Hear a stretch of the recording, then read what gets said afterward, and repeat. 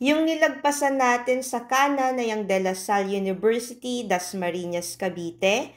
And ito namang ating nasa kaliwa ay ang Ventura Mall. Nandito tayo ngayon sa kahabaan ng Congressional Road.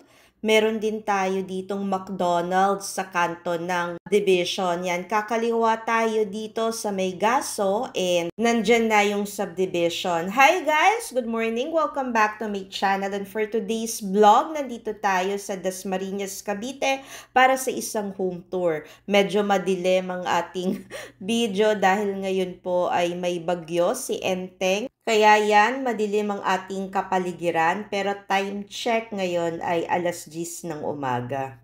Ideal tong property na to doon sa mga may anak na nag-aaral o mag-aaral sa De La Salle University dahil walking distance lang. Pwede rin to for school dormitory. Ayan, malapit na tayo sa subdivision. This is just resale unit. Ang kagandahan dito yan, may mall ka na nasa labas, walking distance lang. And wow, this is the unit. Ang kanyang lot area ay 105 square meters at ang kanyang floor area naman ay 68 square meters. Meron tayo ditong provision for car garage. Meron tayo ditong excess lot na nasa gilid. Madilim and basa kasi naulan. Ngayon nagpa-tripping si client para makita niya daw kung may baha. And syempre, walang history ng flood sa area or sa subdivision. Maluwag pa to ha dito kapag nagpa-extend ka dito sa baba at sa iyong itaas. Pwede mo tong ipasemento tapos pwede mo rin lagyan ng harang. Yan na, bagyo, malakas ang ulan, pero kung matatanaw mo, clear water na sobrang baba lang, na flowing yung nandoon sa side. Dito, meron kang stock room, tapos, yan, nandito yung kanyang daanan. Pwede mo yan ipa-convert into bedroom, just in case kailangan mo ng kwarto sa ibaba, mag-extend ka na lang dito sa side na to. This is the provision for the car garage. And just in case, dalawa yung sasakyan mo, pwede ka pang magparada doon sa may harap. Kasi end lot to eh. Tara, pasok tayo inside the house. Complete finish na ang ating interior, naka-ceiling art, naka-white paint, 60 by 60 na white tiles. Ito yung ating provision for the living room area. At dito naman ang ating dining area. And itong sink dyan, pwede natin yan ipalabas doon sa likod kasi may malaki pa tayong lot space doon. Open layout. And meron tayong toilet and bath na nasa ground floor. Complete fixtures din and naka-tiles na siya.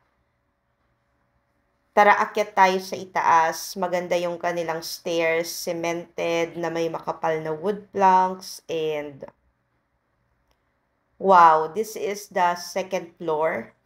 Meron tayo ditong dalawang bedrooms and dito ang ating staircase area. Naka-glass window, maliwanag, walang nakabukas na ilaw, pero maaliwalas dahil yan o, lalaki ng kanyang mga bintana.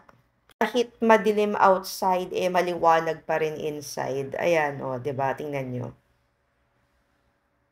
High ceiling, naka-sliding na yan, yung ating mga windows.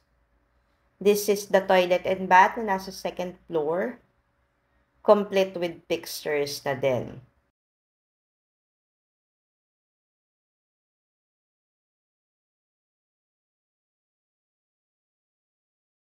And this is the master's bedroom. Malaki, maluwag si master's bedroom.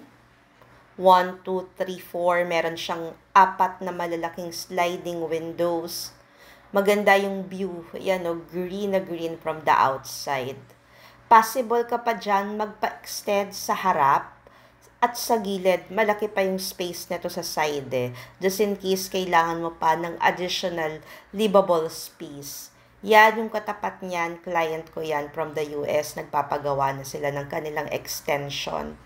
Kung ang lot area mo ay 105, ang floor area is 68, up and down na yun eh. So, napakalaki pa ng iyong space for extension and improvement. The house, diretso lang, napakalapit lang sa gate, napakalapit lang. Ayan nga, o tanaw natin yung McDonald's na signage, and yung mga jeep na yan na dumadaan, meron na dyang going to Baclaran. So, one ride lang tayo papunta ng Baclaran, meron din dyan papunta ng Imus, and ayan o, yan na yung McDonald's. So, napaka-accessible sa lahat, may sakayan, may mall, may mga fast foods, maraming malapit na hospitals, maraming malapit na eskwelahan.